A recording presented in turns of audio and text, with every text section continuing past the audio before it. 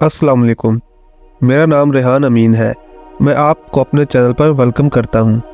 میں اس چینل پر آپ سب کے لیے اسلامی واقعات سے ریلیٹڈ سیریز لے کر آ رہا ہوں، لیکن اس سے پہلے اگر آپ میرے چینل پر نئے ہیں تو چینل کو سبسکرائب کر لیں اور بیل آئیکن کو پریس کر لیں تاکہ ہر نئی آنے والی ویڈیو آپ کو مل سکے۔ شکریہ۔ اسلامی واقعات کی سیریز بہت ہی انٹرسٹنگ ہونے والی ہے۔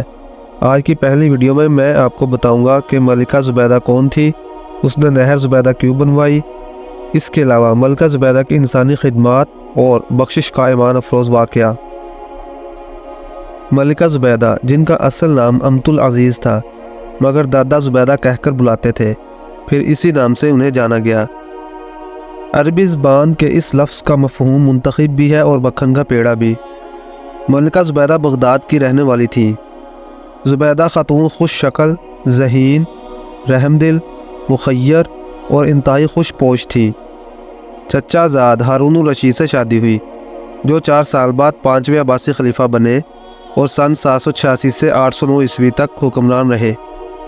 زبیدہ خاتون ایک پڑھی لکھی اور قابل خاتون تھی جو تقریباً 30 سال تک دربار میں اپنا مقام اور اثر و رسوخ رکھنے میں کامیاب رہی۔ ملکہ زبیدہ کو والد جعفر بن منصور سے ورثے میں بے شمار دولت بھی ملی۔ بغداد کی تاریخ میں بھی بیان کیا گیا ہے کہ زبیدہ خاتون کو ورثے میں 1000 ملازمائیں بھی ملی، جن میں سے ہر ایک بہترین لباس پہنتی تھی۔ ملکہ زبیدہ نے اپنی جائیدادوں اور مختلف کاروباری منصوبوں کے نظام کو چلانے کے لیے مختلف ماہرین بھی رکھے ہوئے تھے۔ ان کے اپنے محل کا نظام بھی عالی شان طریقے سے چلایا جاتا تھا۔ کھانا سونے اور چاندی کی پلیٹوں میں پیش کیا جاتا۔ ملکہ زبیدہ نے جواہرات سے سلے جوتوں کا فیشن بھی متعارف کروایا۔ وہ چاندی، آبنوس اور ریشم سے بنی پالکی پر بھی سوار ہوتی تھی۔ ملکہ زبیدہ کے محل میں قرآن پاک کی آیات سنہری حروف میں کندہ تھی۔ جب ملکہ زبیدہ کی ہارون الرشید سے شادی ہوئی تو ان کی دولت میں اور بھی اضافہ ہو گیا۔ ملکہ زبیدہ انسان دوستی، غریبوں اور ضرورت مندوں کی مدد کے لیے بھی مشہور تھی۔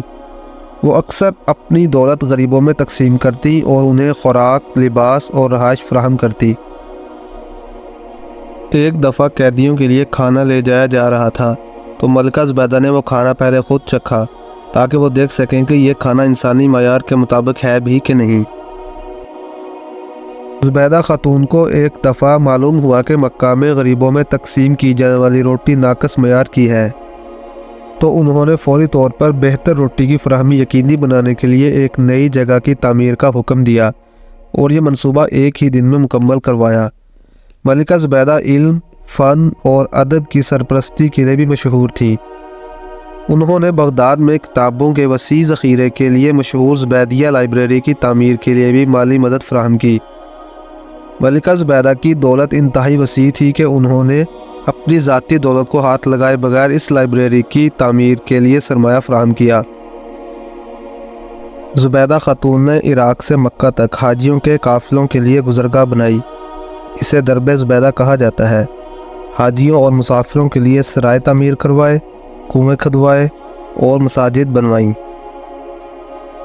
ملکہ زبیدہ کو یتیم خانوں، ہسپتالوں اور دیگر خیراتی اداروں کی مدد کے لیے بھی جانا جاتا ہے۔ وہ ان اداروں کی مدد کے لیے بھی خطیر رقم عطیہ کرتی تھیں اور ذاتی طور پر رقم کی نگرانی بھی کرتیں۔ زبیدہ کی عوامی خدمت اور فلاح و بہبود میں شرکت نے عباسی سلطنت میں بے شمار لوگوں کی زندگیوں کو بدل کر رکھ دیا۔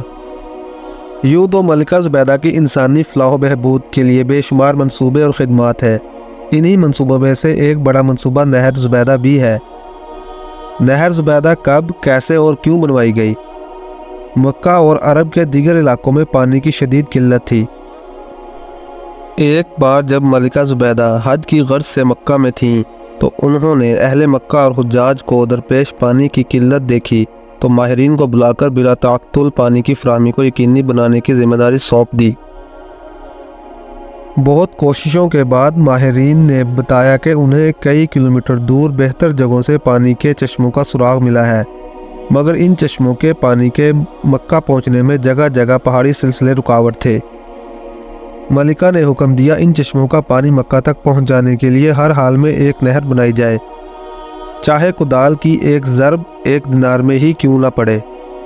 پھر اس منصوبے پر عمل شروع ہوا۔ اور ماہر انجینئرز کے مشورے پر مسجد الحرام سے 36 کلومیٹر کے فاصلے پر شمال مشرقی وادی حنین سے نہر نکالنے کا کام شروع ہوا۔ 3 سال تک ہزاروں مزدور پہاڑیاں کاٹنے میں مشغول رہے۔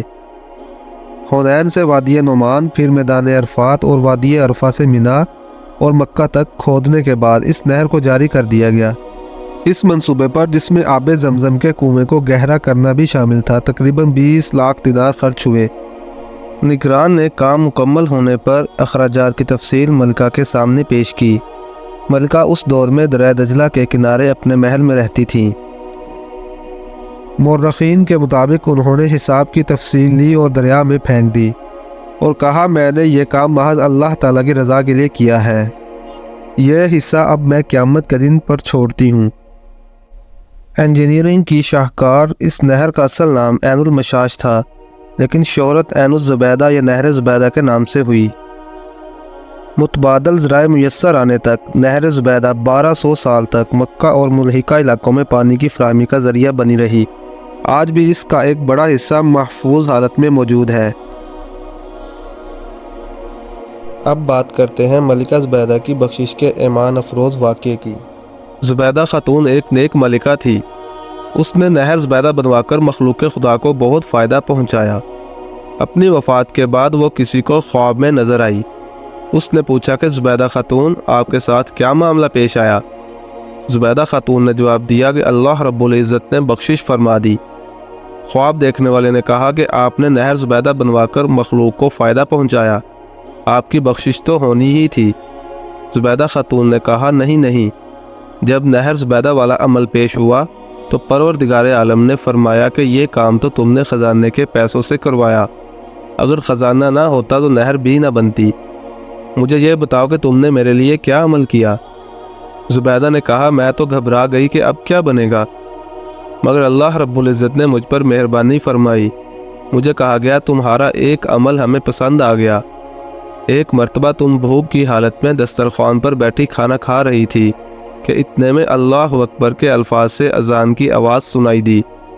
تمہارے ہاتھ میں لقمہ تھا اور سر سے دوپٹہ سرکا ہوا تھا۔ تم نے لقمے کو واپس رکھا، پہلے دوپٹے کو ٹھیک کیا، پھر لقمہ کھایا۔ تم نے لقمہ کھانے میں تاخیر میرے نام کے ادب کی وجہ سے کی، چلو ہم نے تمہاری مغفرت فرما دی۔